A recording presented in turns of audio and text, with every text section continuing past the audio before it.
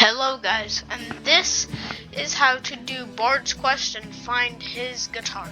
So what you're gonna want to do is go to the first island, then you're gonna want to go over to into the cave, then you're gonna want to turn here, go to this plant and jump down, and then his guitar will be right here.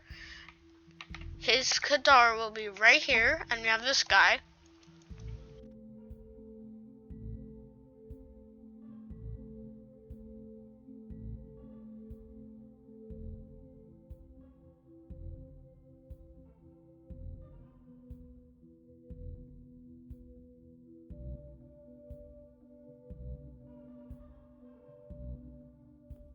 Okay, so then you're gonna go back to him and give it. So that's how you do it.